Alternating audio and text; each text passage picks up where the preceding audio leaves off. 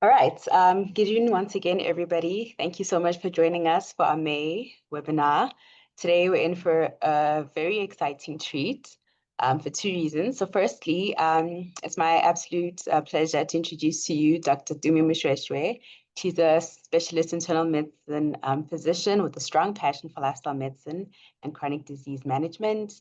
Dr. Moshoeshoe holds her MBBCH and MMed internal medicine from Wits University, as well as her diploma in HIV management and diploma in lifestyle medicine through the International Board of Lifestyle Medicine. Of course, Tumi also serves on SALMA's executive committee as the events management officer. She has 12 years of experience working in South Africa's public and private healthcare systems. Thus, she has deep insights into, all the challenges and everything that goes into managing patients in our South African setting across all demographics and things like that. Her primary areas of interest include diabetes and metabolic syndrome, and in particular, as we'll hear in her talk, the self-management education of non-communicable diseases, including diabetes. So her research titled The Relationship Between Diabetes Knowledge and Self-Management Behaviors and Glycemic Outcomes has been published in the Journal of Endocrinology, Metabolism, and Diabetes of South Africa, which is what she'll be presenting to us today. So this work highlights the critical role of education and patient engagement in diabetes management. So I'm sure Tumi will be able to tell us a little bit more about her personal life and how she's been able to overcome certain health challenges using lifestyle medicine.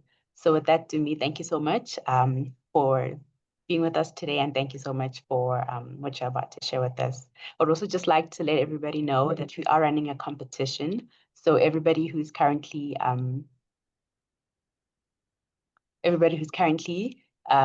the webinar and everybody's watching live today will be entered into a special draw and will have the opportunity to win a continuous glucose monitor.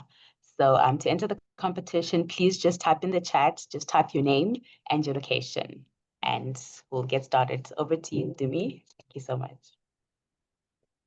Hi, Nyasha. Thank you so much for such a warm introduction.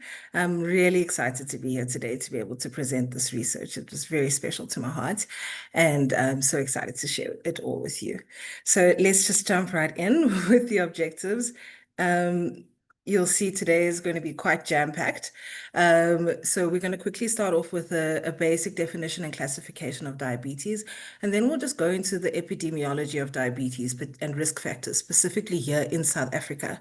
And then I'll just quickly go through the different ways that you can assess glucose control. And then with that in mind, have a look at what we're doing and how we're looking in South Africa in terms of glucose control. Then we will talk a little bit about how diabetes self-management education and self-care behaviors can improve diabetes control and their benefits, and more especially going into what these self-care behaviors are and how they relate to lifestyle medicine. We'll have a look at the barriers that present effective diabetes self-care within the South African context. And then finally, we'll have a look at the research that we've had published in the Journal of Endocrine. So there's a lot going on in today's presentation, so I'm going to start right ahead. Please feel free to leave questions in the chat box. I'm going to leave some time at the end to be able to address them because there is a lot going on all of the slides. So yes, I hope you enjoy. Okay, so quickly to start off, we're going to talk about the definition of diabetes. Diabetes is a chronic metabolic disorder which is characterized by elevated blood sugar levels. And this is as a result of an inadequate insulin response. So for those of you in the audience that just want to refresh on how the metabolism of carbohydrates goes, is that the food generally enters into your stomach and then it is converted into glucose. The glucose then enters the bloodstream where it should be, where the pancreas should be able to identify that insulin needs to be released. But if you have diabetes, then that insulin is not sufficiently released, and then you'll have an elevated glucose in the blood, and that should lead to the conditions and complications that arise with diabetes. There are largely three main types of diabetes. Type 1 diabetes, which is considered irreversible due to destruction of the pancreatic cells that produce insulin. Type 2 diabetes is where the issue with insulin regulation is insulin resistance and a relative insulin deficiency. And because of that, it is considered to be reversible. So we'll go through the risk factors of diabetes type 2, but you'll find out that there are many, many risk factors towards it. Um, Gestational diabetes is an important type of abnormal blood sugars that happen during pregnancy as a result or abnormal response to the hormonal changes in pregnancy. This often resolves postpartum, but it is very important because it poses the risk of future diabetes in a woman. So let's have a look at where we are in terms of diabetes in the world. So the International Diabetes Federation published the 2025 Atlas, which looks at what is happening in diabetes around the whole world. So at the moment, there are about 588 million people in the world who are living with diabetes. So that is about 11% of the world's population, and that is expected to go up up to 852 million people by 2045. So that's a lot of people that are affected by diabetes. We're going to narrow it down all the way down to South Africa. Although South Africa is only number 4 in terms of the most people with diabetes in the African continent, the first is Nigeria. In South Africa, we have the highest prevalence of diabetes. So as you'll see in this diagram, in South Africa, 15% of the adult population is living with diabetes. And it is really important because now it's become the second leading cause of death of South Africans, according to the Stats SA. And this number has just been rising from between 2008 and 2018, 36% more people died from diabetes related conditions. And the ethnic disparities in death rates of diabetes is quite notable, particularly with more effect of people of Indian and Asian heritage, which is what we generally see around the world. Really important about why this is even important to every single one of us. The economic burden is massive, particularly in our country, where most of the people who are affected or living with diabetes are within the age groups of 40 to 60 years old. So that's the working age group. And the costs that that's had in the economy are massive. So in 2018, they said it cost about 2.7 billion rand in terms of treating diabetes, and half of that went to the management of complications. So as you can see, good control can save a lot of money. As I said, I'll go through the risk factors of diabetes, type 2. So family history is an important risk factor. It's especially if you've got a first-degree relative living with diabetes, it's important to recognize that is a high risk. Age is a risk factor. Previously, we used to think that diabetes was going to affect mostly people of older ages. But nowadays, we're really starting to see rising rates of people living with diabetes in the ages of 30 to 39 years old. So that's quite notable and important to think about. Race and ethnicity, as I mentioned earlier, people of Asian and Indian descent and also of mixed ancestry are at a higher risk of developing diabetes, and the research is very interesting around that. The most important factor, I would say, in South Africa right now that is putting people at risk of developing diabetes is the pandemic of overweight and obesity. We have some of the highest rates of overweight and obesity in Africa and, amongst many countries in the world. And the key drivers of this include low birth weight. It includes urbanization and the changes in behavior associated with that.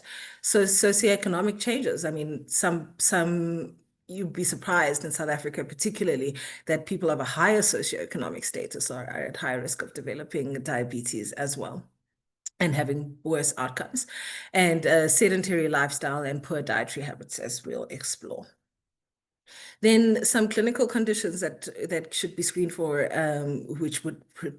which would determine your further risk for diabetes, is gestational diabetes. So women who have been diagnosed with gestational diabetes are at risk of developing type 2 diabetes within like within a minimum of 3 years post-pregnancy. So it's a really important time to recognize and introduce changes to prevent diabetes.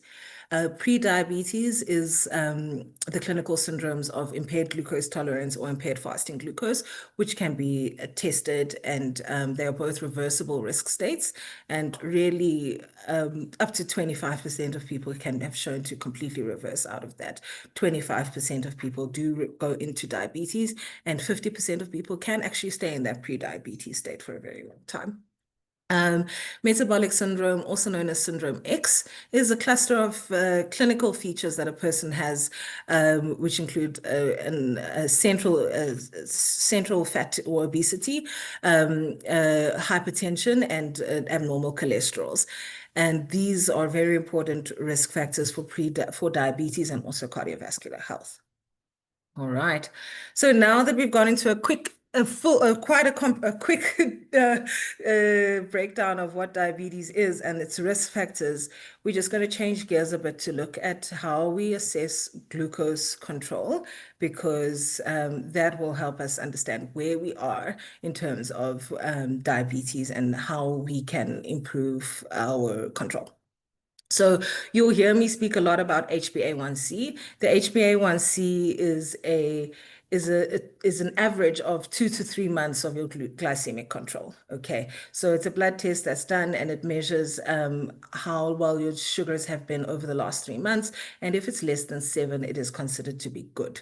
And if it's above 7, we start getting concerned that there's inadequate control. If we're looking for more real-time assessment of diabetes or blood sugar levels, we would do a finger prick, also known as self-management of blood glucose. A finger prick on a glucometer. This is the glucometer. And that sort of gives you really accurate, immediate testing of what your sugar is, but it's quite painful, and it needs a lot of equipment, and so it's not very convenient. Hence why there is now continuous glucose monitoring, which is a subcutaneous device which is inserted in your on your arm typically, and it is able to collect the data of your blood sugar and give it to you on a graph in your phone, and so, or on a document, so that your provider can have a look at that and see where your challenges are at certain times of the day. Okay, so yes, as I promised, we were going to have a look at what's happening in South Africa. Not great. So I just decided to highlight just a handful of studies that were done within the WITS academic circuits. First of all, the first study is the South African cohort of private patients attending a private practice, and their average HbA1c is 8.8%, which is obviously then higher than the recommended 7%. At WITS, the WITS clinical audit also showed that only less than 30% of people had a correct target of an HbA1c of less than 7. Similarly, in Charlotte Maxeke, elevated average HbA1cs of 8.8%. And at Helen Joseph, where we've done this study in 2015, Dr. Bulbulia identified that 75% of patients attending that clinic were not achieving control.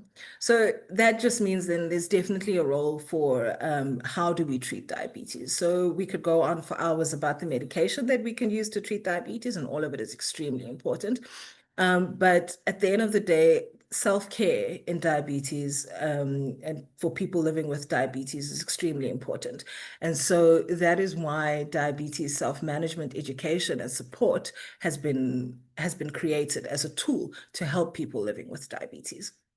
So it is a process which facilitates the knowledge, skill, and the ability for people living with diabetes to be able to take care of themselves.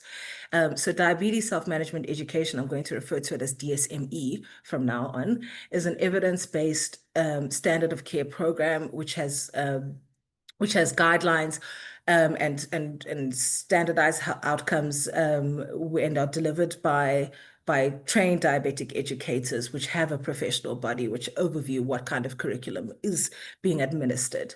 So the key 7 behaviors of diabetes self-care have been outlined by the American Association of Diabetes Educators and generally adopted across the world. And so these are healthy eating, being active, monitoring, medication taking, problem solving, healthy coping, and reducing risks. Um, so that sounds a lot like lifestyle medicine, isn't it? So we're going to have a look at how we can compare lifestyle medicine and diabetes self-management or diabetes self-care behaviors. So for those of you who are new to lifestyle medicine and lifestyle sciences, we talk about the 6 pillars of lifestyle medicine, which contribute to overall good health and can be used in treatment and prevention of chronic conditions. So the first pillar is physical activity or exercise, stress management using mindfulness-based reduction, mindfulness-based therapies, social support, sleep, avoiding risk behaviors, and nutrition.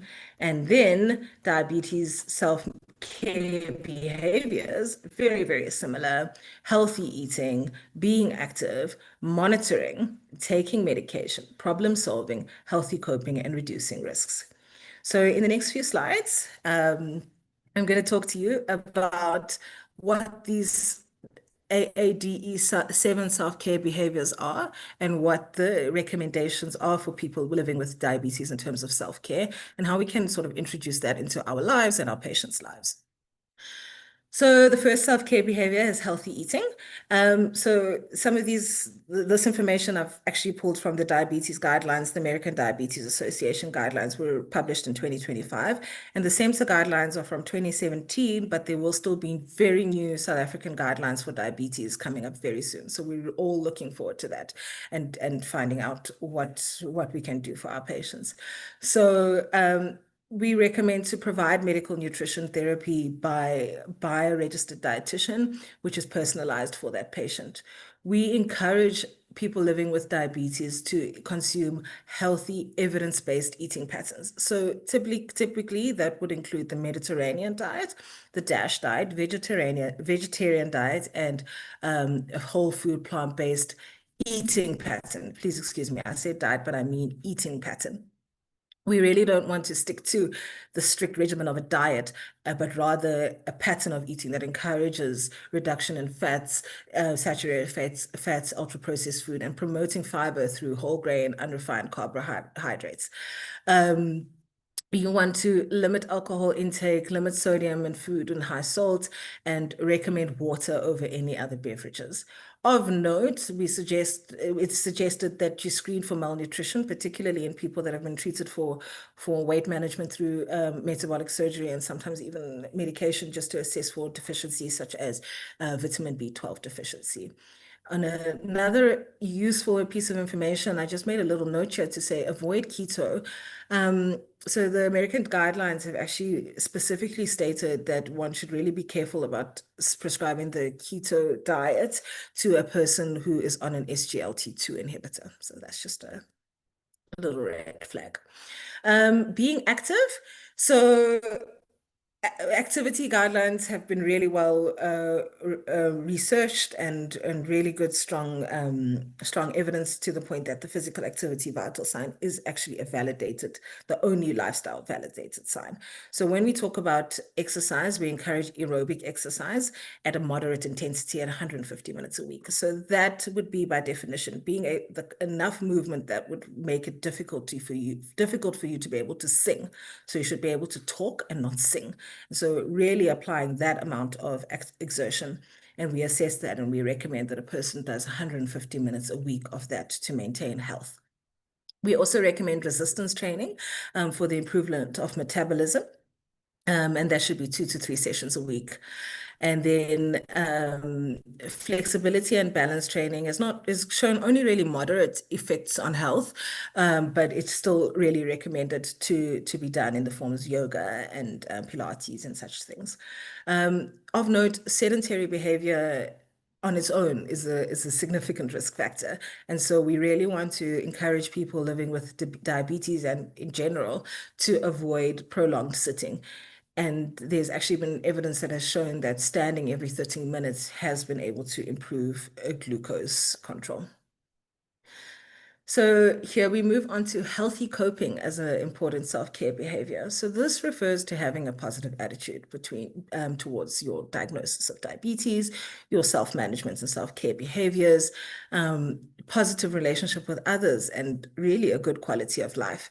And living with diabetes affects a lot of these factors, and it's important that practitioners and caregivers screen for conditions such as diabetes distress, which is a really well identified situation that people suffer from, depression, anxiety, and fear of hypoglycemia.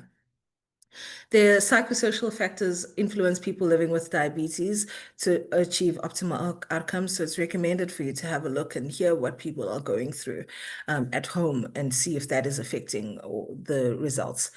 Examples of what you can do or encourage a person living with diabetes to encourage healthier coping is through faith-based activities, meditating, finding a hobby, or joining a support group, or even writing in a journal.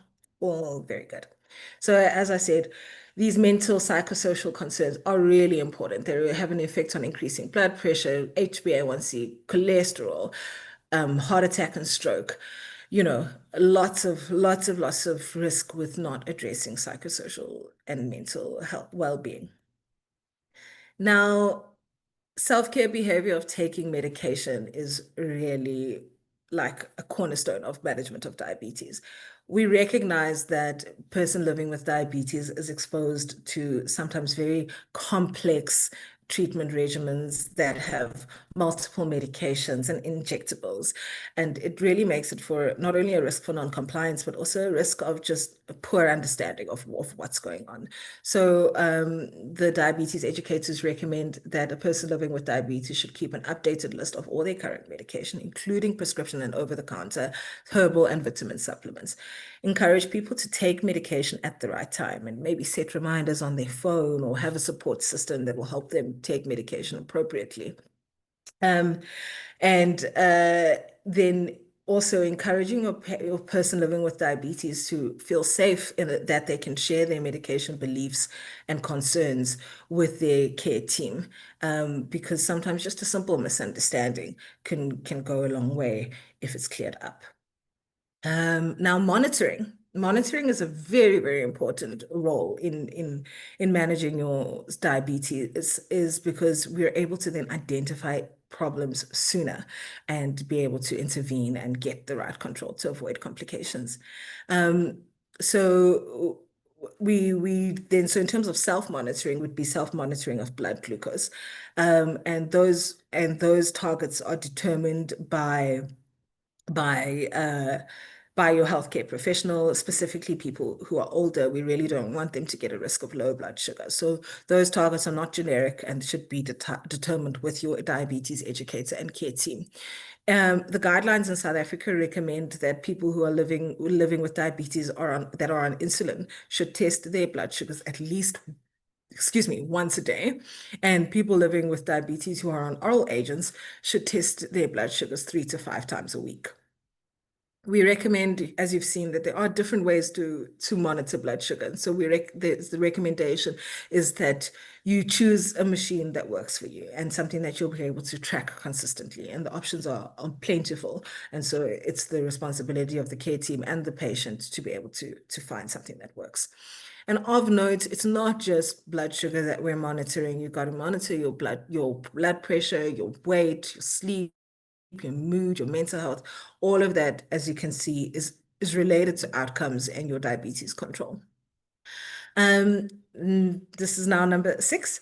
The sixth behavior is the ability to identify risks and is the ability to identify risks and do behaviors that will prevent you from developing the risks that would cause complications. So, for example, it would include quitting smoking, which would reduce your risk for cardiovascular disease, limiting alcohol or avoiding alcohol completely. There's really no health benefits for drinking alcohol, but would recommend less than 7 units a day for females and less than 14 units a day for males.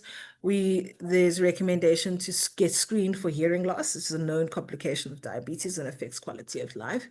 Oral hygiene is actually quite important and not often discussed, but there's really a high risk of infections.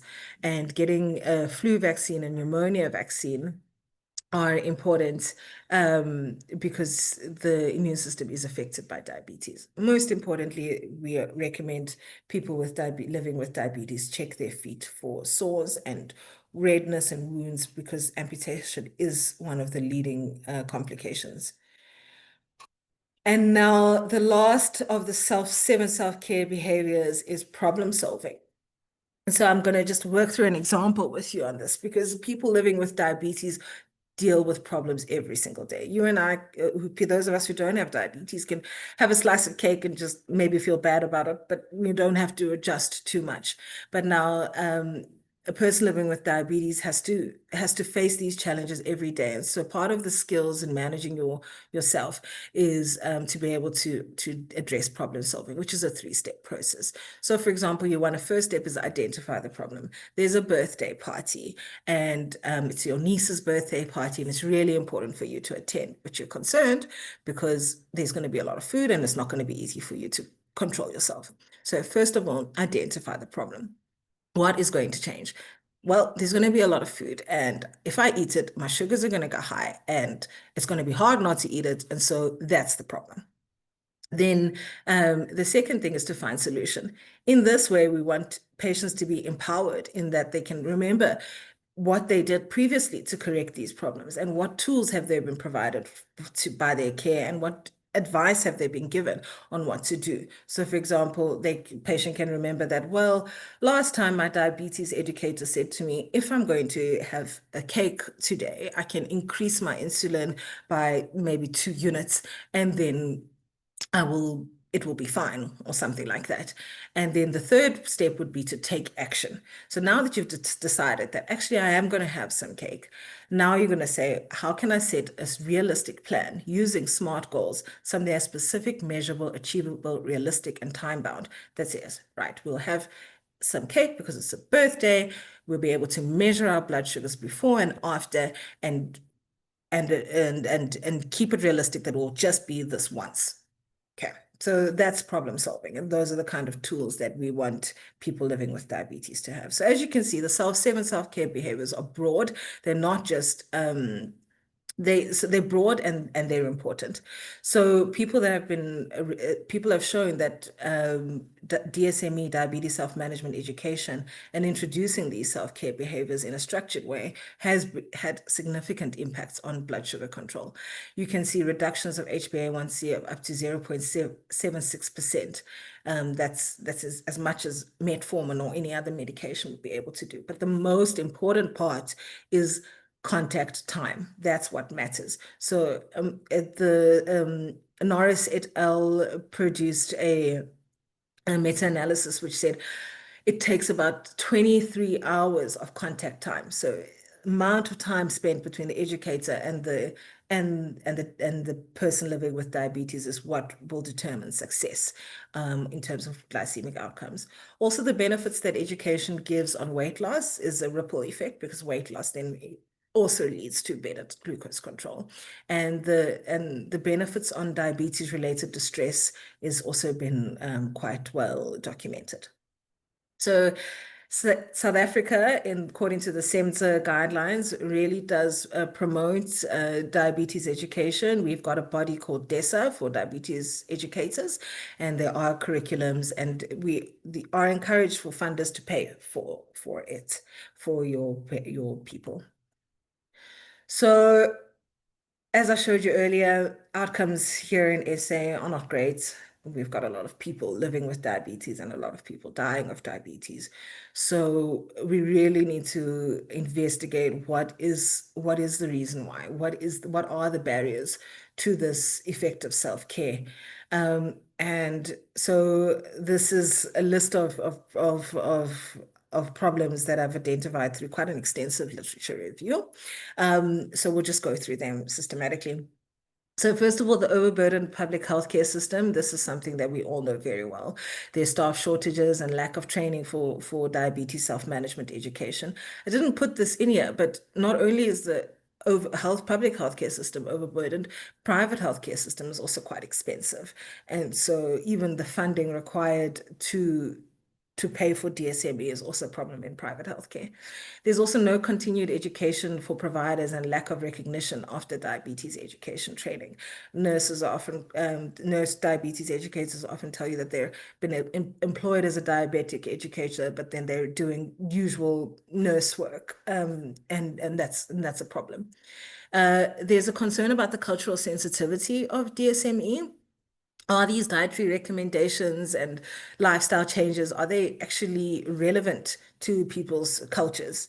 Socioeconomic status has got multiple effects.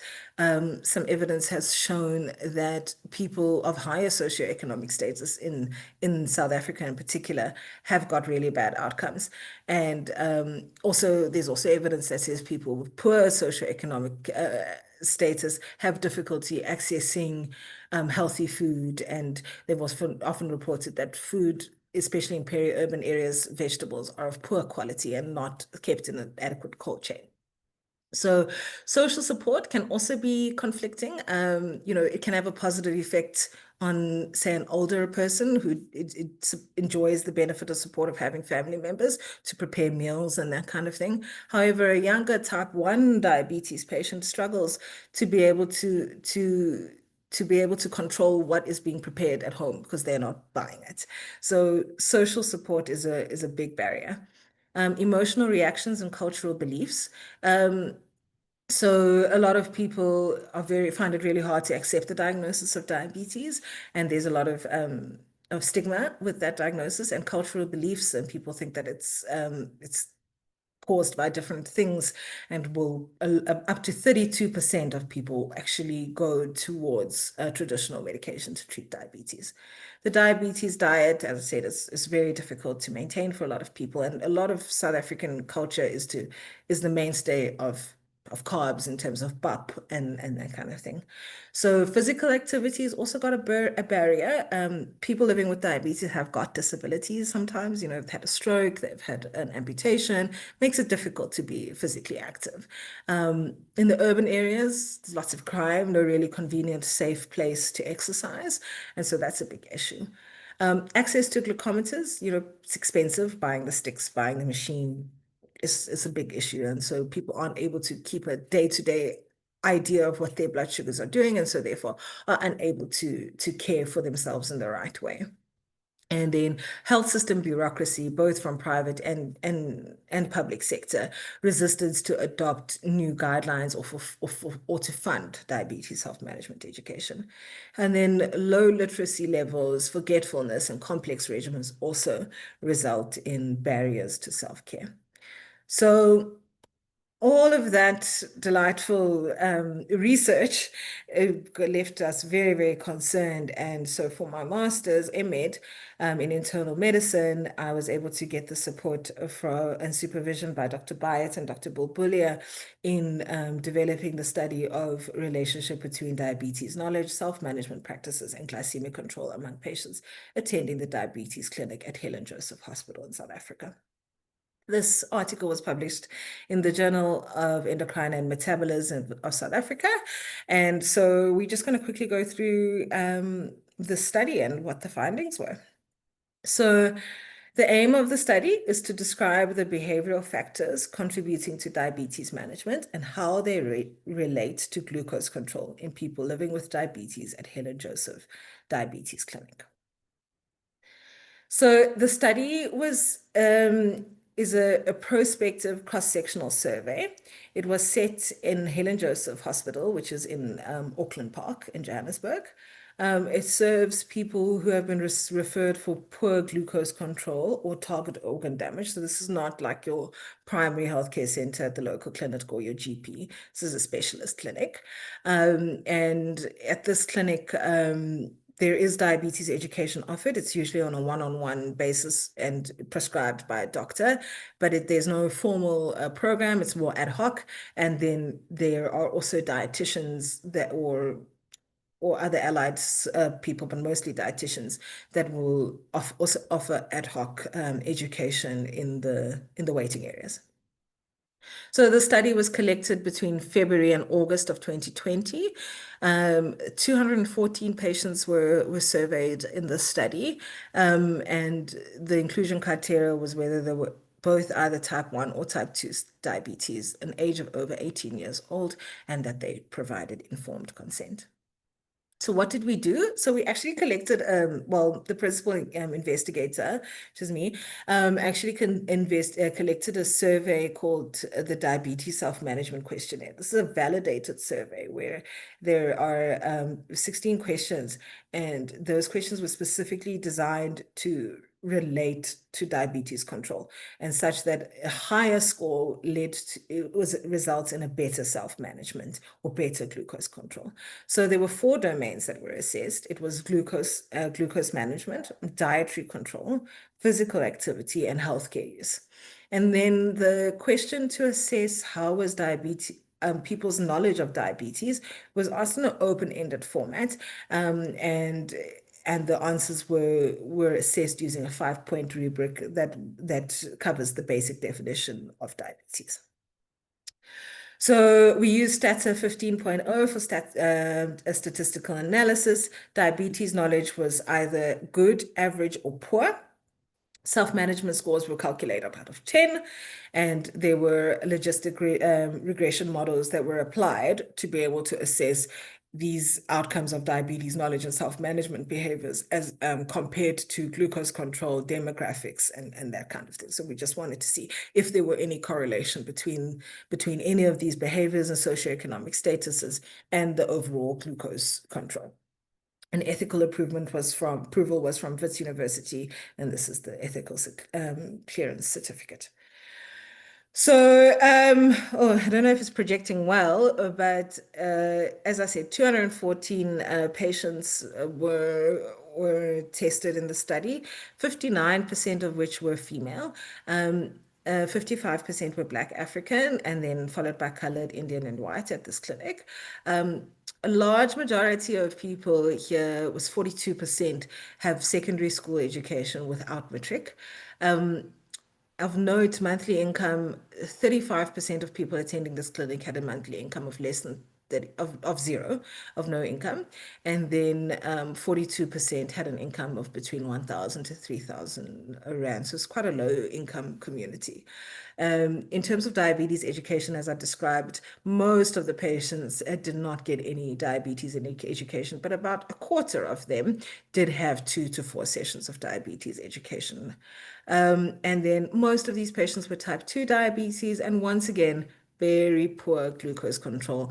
Only 14% of people achieving a glucose of less than 7%. So yeah, here we go, about the knowledge and perception. Only 2% of people actually had a very good knowledge of diabetes, according to that rubric. Most of the people had average knowledge, scoring about 2 to 3 out of 5. So some average knowledge of diabetes, but then 37% of people did not have a good understanding of what diabetes is. In terms of the self-management behaviors using the DSM-Q, the highest score came from from healthcare use. That was 10 out of 10, followed by glucose management, which was 8 out of 10. And then physical activity, 6.67 out of 10. And then dietary control was the poorest self-care behavior at 5 out of 10. So this table is just from the published article, and then here is just highlighted is to show that the only statistically significant relationship to glucose control, the only statistically significant finding was of dietary control, and of note, it was related. So poor dietary control is related to poor glucose control. And that was the only statistically significant finding in the study. So we'll just hop into the discussion. So 85% in this cohort of patients had inadequate diabetes control. It's quite unacceptable, but it seems to be the trend. And it's in keeping with the previous study done in 2017. The healthcare utilization scores were very high. There's a lot of bias to this. It's likely because these people were already at the clinic, and so obviously they would have scored high for healthcare use, but most studies within the sub-Saharan African region do show that there are significant challenges in accessing healthcare due to transport challenges, not only financially, but also disability of getting into a car, going up and down and seeing the doctor. But despite this excellent healthcare utilization, there's no real improvement in HbA1c. Glucose management behavior compliance in this group of people was 8 out of 10, obviously quite high. But of note, in this group at Helen Joseph, they all get a glucometer for free and free glucose sticks. This is not what happens around Africa and South Africa. A lot of people do not have access to glucometers, and the strips are quite expensive to maintain. Physical activity, the people scored here 6.7 out of 10, which is slightly better than expected. But this may reflect the younger age group of these participants. The mean average of this group was 54 years old.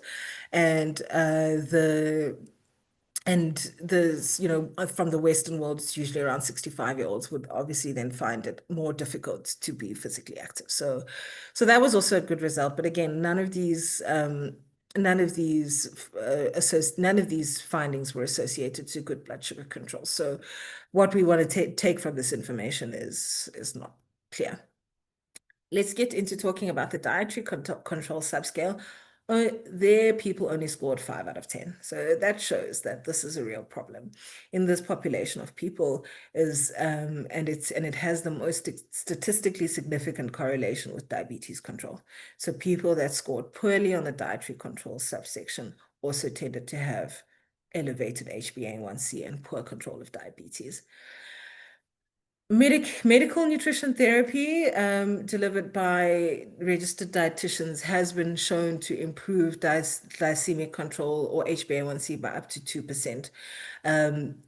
But interestingly, studies that have been conducted in South Africa compared to some of our counterparts in the Western world have not shown as such good results. And that is quite an interesting finding. The South African Endocrine and Diabetes Association acknowledges that there is a lack of efficacy of giving general nutrition information, like handing out pamphlets or just random things like that, and that nutrition education should be provided in a tailored one-on-one sort of way. Of note, and we see this a lot in the research, is the cultural sensitivity and acceptability of this diabetes diet. People have a diverse background in South Africa, and food is really important. And so if we are to think about an intervention, it really needs to consider that. And I found this really interesting, that the level of education and average monthly income had no correlation in the study to self-management behaviors, because that has been previously shown to be a major barrier to effective self-care behaviors. But anyways, this was just one study, one population, but interesting things to look at. So there were major limitations with the study. This is by no way a robust, examination of all people living with diabetes, but it was just in one area. But some of the other limitations was that it relied on self-reported data, and that generally, I mean, it leads to some social desirability bias, especially if you're being interviewed by a doctor, more likely just to try and say things that they think I would want to hear. The data related to weight was not collected, and that's really important considering that obesity and overweight is such an important driver for type 2 diabetes in SA. HbA1c was only categorized as good or poor, and that's not really accurate, especially in the older age group where we can accept higher HbA1cs, because we really don't want that person to be dropping blood sugars really low and having hypoglycemia. There's no record of what kind of medication or insulin is being used, so this gives a very biased view of the effect of self-management or self-care on HbA1c.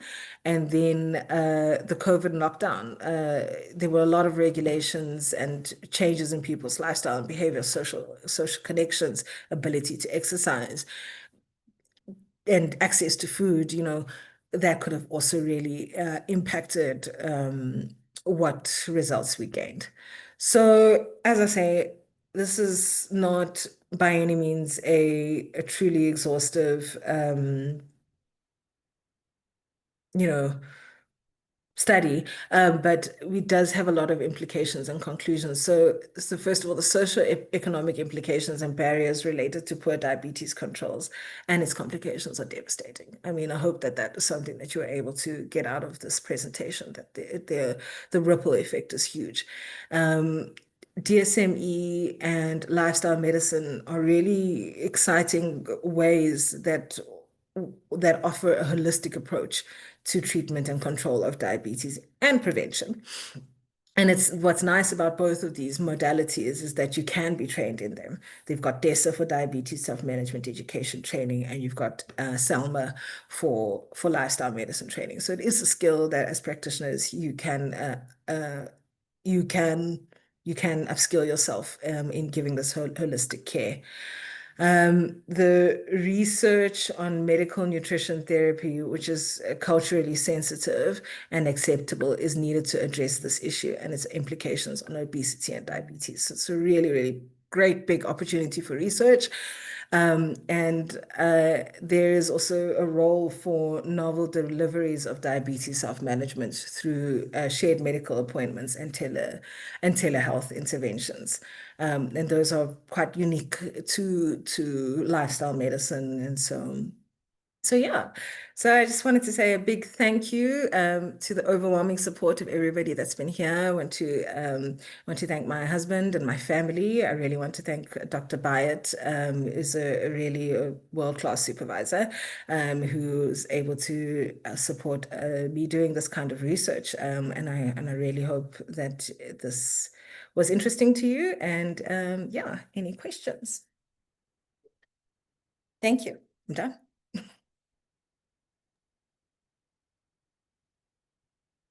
Thank you so much, Tumi. Sure.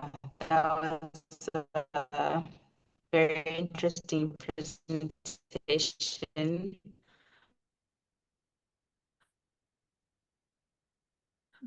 Hello? Quite disconcerting in some ways, but I think also quite exciting because exactly how we can position ourselves.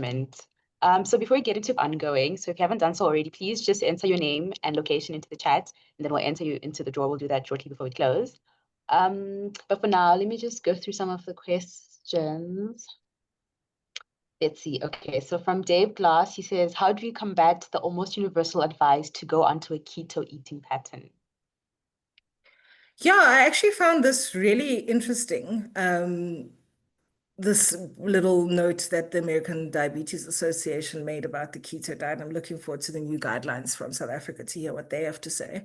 But the concern with keto and people on SGLT2 inhibitors is the risk of a euglycemic ketoacidosis. I haven't seen it, but it sounds completely plausible. I think if you want to ask how do you combat that, I would say the benefit that probably people are seeing from keto is the intermittent fasting and the reduction of food intake. I don't know if anyone else has a different opinion, but my opinion is in that. So maybe one would rather speak to the person about the benefits of reducing food intake. But really, especially in diabetes, you really do need that complex carbohydrates. It's really supportive for diabetes health. And Dr. Byatt has said here very, very well here, the problem with keto is it's not sustainable over time, and the best way to overcome the hype is through education. 100%. Thank you, Dr. Byatt.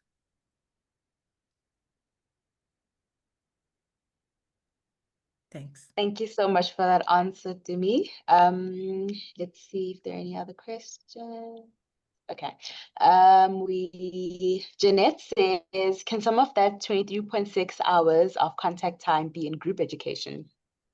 Yes, it can actually. So that was some of those studies in the meta-analysis. It actually didn't really show much difference whether it was group or one-on-one. Um, Actually, all modalities of diabetes education work. The evidence is great on that. It's just whatever works as long as you get in that time with the patient. And that's what's important. So that's why I think lifestyle medicine has got a nice scope in this space, because that role of shared medical appointments would be good, you know. Thank you. And then Layla has a story that she'd like to share. She says one patient with type 2 diabetes mellitus poorly controlled HbA1c of 10.8% initially came with HGT of 28 and refused to start an insulin. Previously was on metformin and diaglycide 16. The patient then went on continuous glucose monitoring and is currently in the second month of that. And so because the patient refused to go on insulin, actions that were taken were physical activity, and nutritional assessment with elimination of refined sugars and processed foods. So then she reports that currently the patient is on the second month of CGM, as we've said, but they have improved HGTs to an average of 8. So agreeing that definitely knowledge and behavior improves the outcome in patients with diabetes.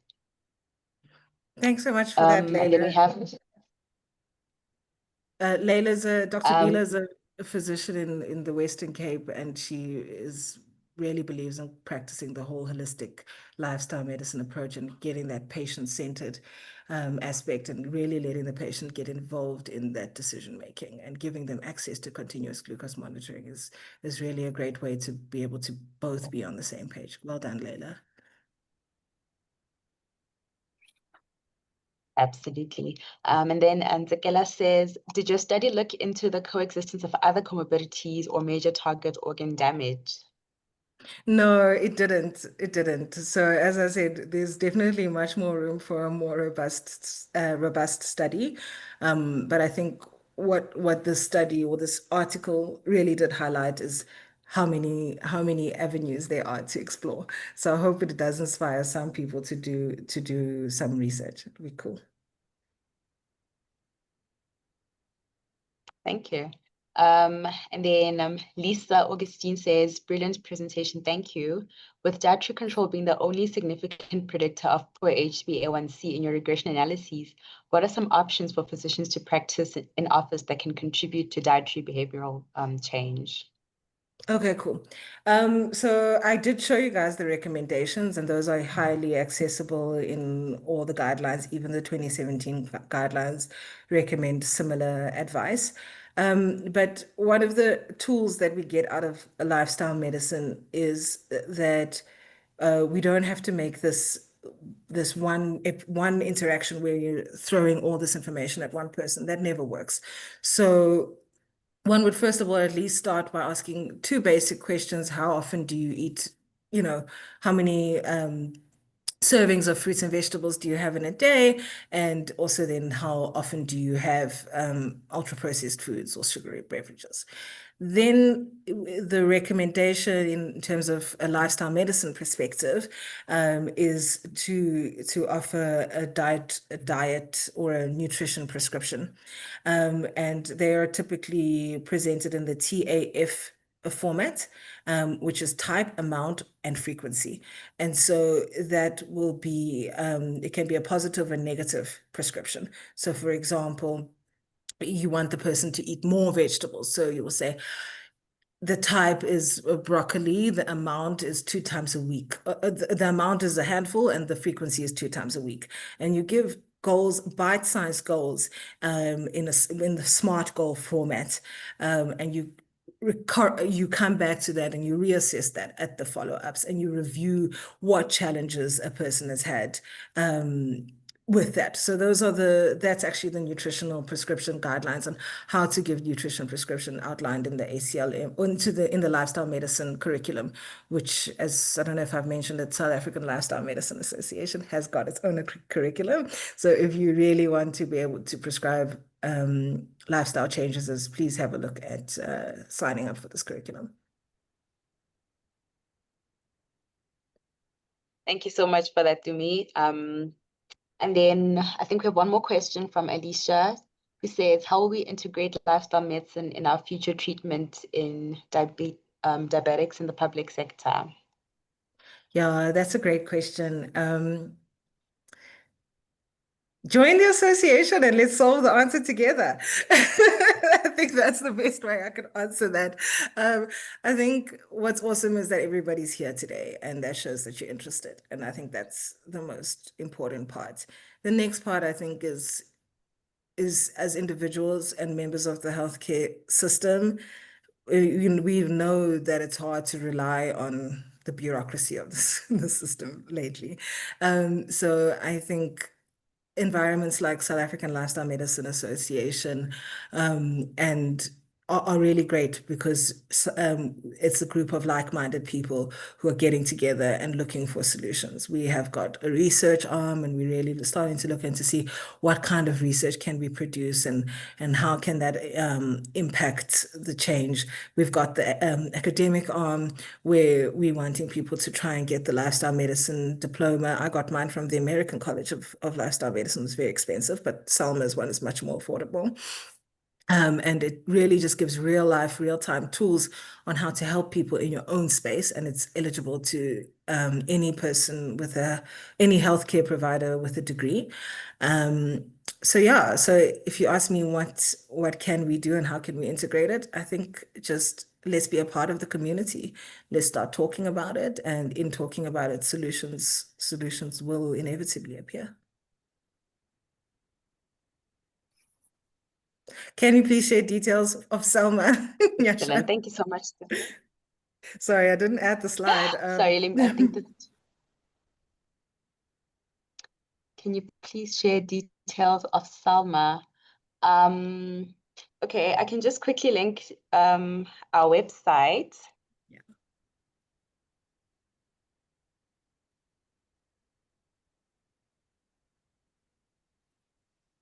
So I think that'll be a really good place to start. On our homepage, you'll find we've got our free to download 6-pillar pamphlets. So these are tools that you can use with your patients to help them make lifestyle changes using the SMART goal modality. We've also got an introduction to lifestyle medicine and SALMA and certification webinar, which I highly encourage you to watch. And then you can also sign up for a newsletter.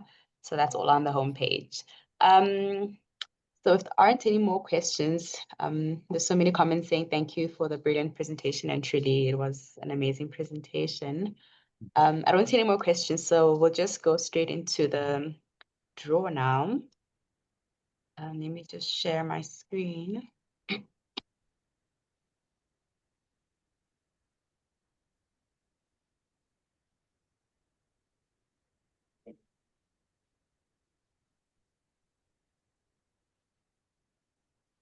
Okay. So I've put everybody's names.